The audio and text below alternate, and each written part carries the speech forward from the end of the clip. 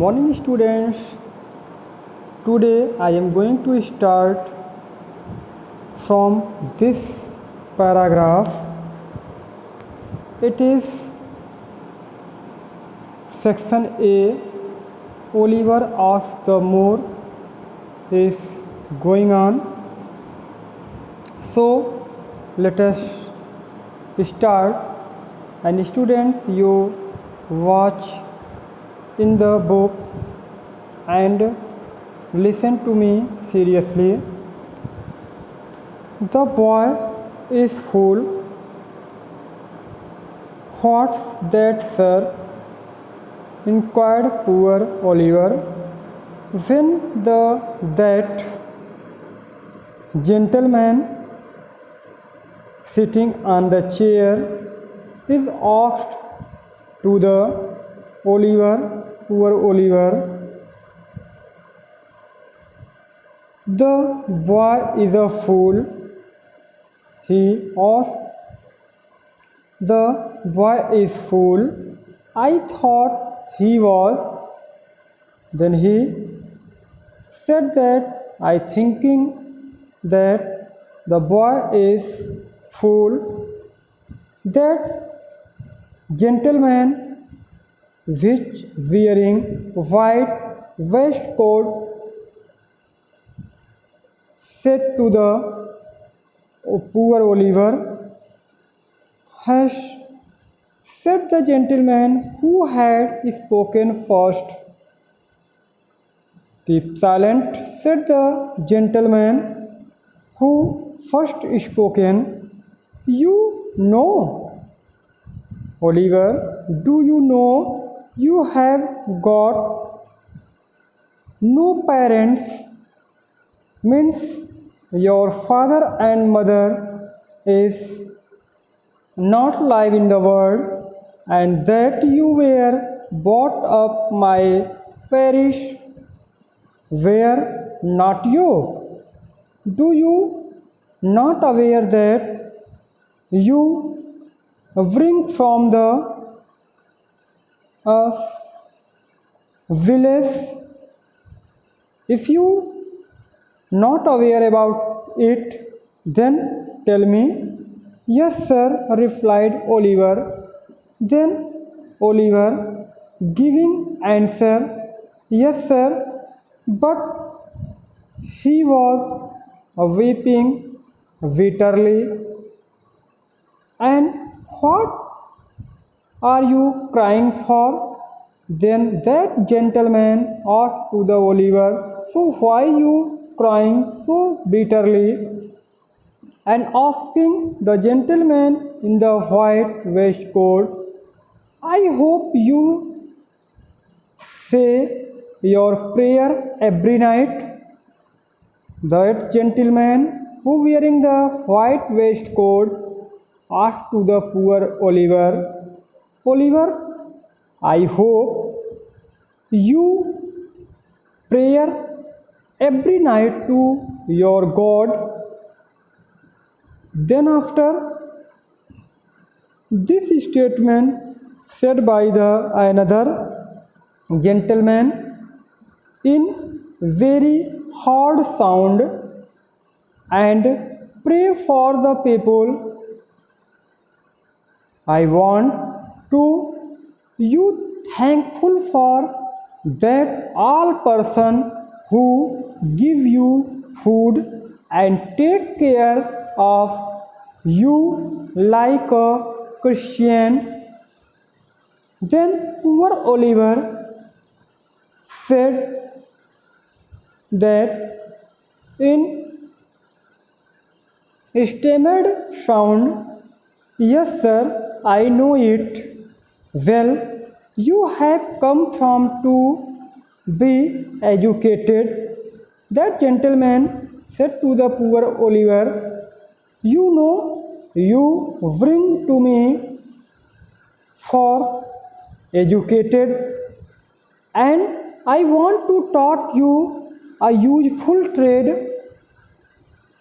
And this statement said by the red-faced gentleman who sit on the high chair of that room. After that, so you will begin to pick a comb tomorrow morning. So you take your all the comb, rocks and other instruments of the cutting of branches and trees at 6 o'clock.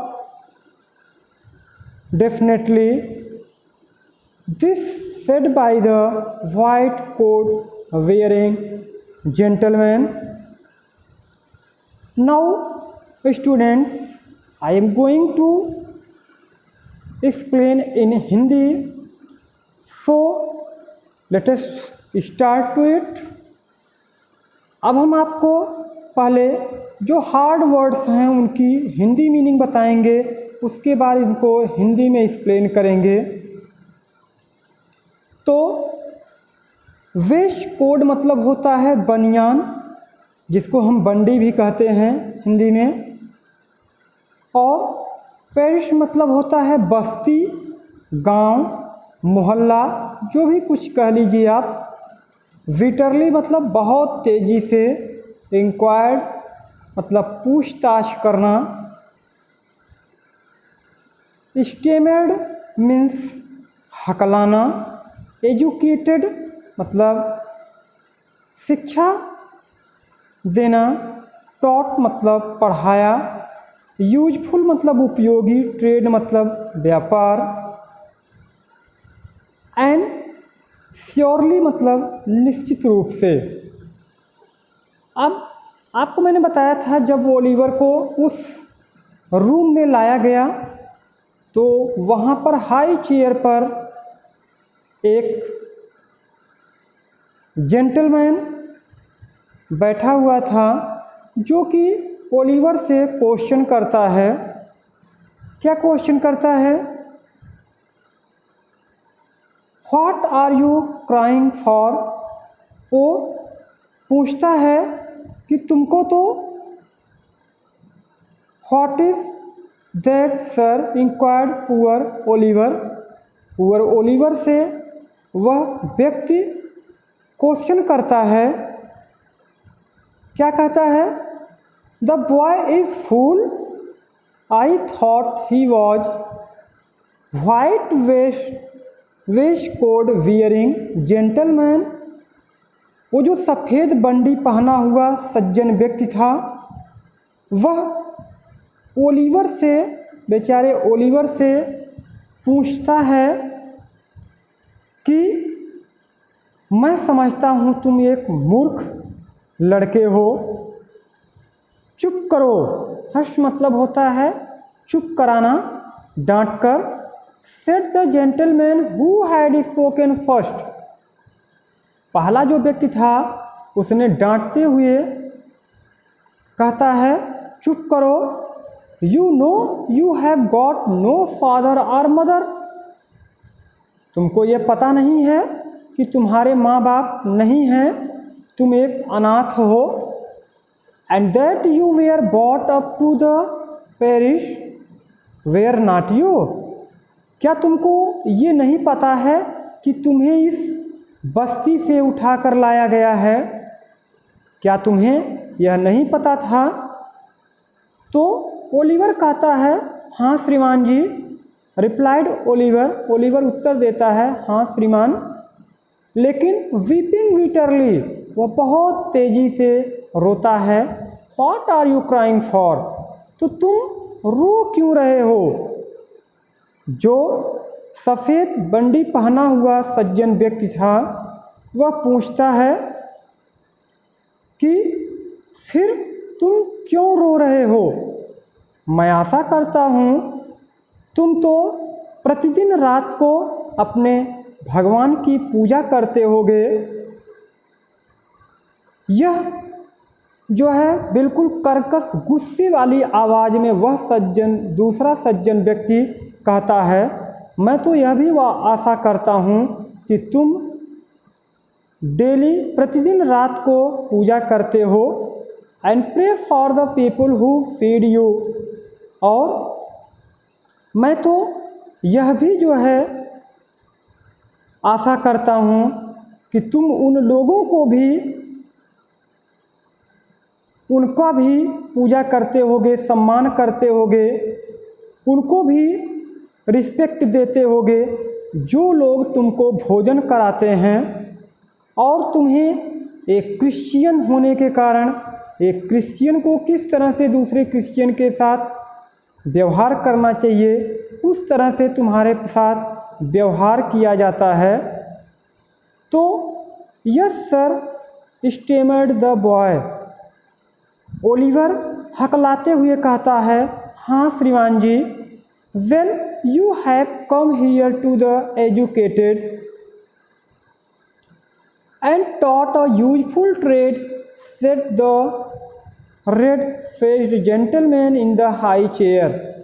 उस ऊंची कुर्सी पर बैठे हुए लाल चेहरे वाले सज्जन व्यक्ति ने कहा, हाँ ठीक है, तुमको यहाँ पर शिक्षित करने के लिए, पढ़ाने के लिए और व्यापार में कुशल बनाने के लिए, उपयोगी बनाने के लिए तुमको यहाँ लाया गया है। So you will begin to pick oakum tomorrow morning at 6 o'clock। तो तुम कल अपने जो भी काटने के लिए, लकड़ियों को काटने के लिए कुल्हाड़ी, रस्सी या जो भी आपके पास इक्विपमेंट हैं, जो भी आपके पास इंस्ट्रूमेंट हैं, सब आप सुबह 6 बजे लेकर आओ। और added the surely one in the white waistcoat, और निश्चित रूप से आकर जो सफ़ेद बंडी पहना हुआ यह व्यक्ति है, इससे मिलोगे। So in this way up to this paragraph your explain in both English and Hindi is completed. So students, today's your homework is learn and write tagged words with Hindi meaning and make 30 question answer from taught paragraphs. So in this way today's class is over. I meet you in next video with new paragraph. So thank you. Have a nice day to all.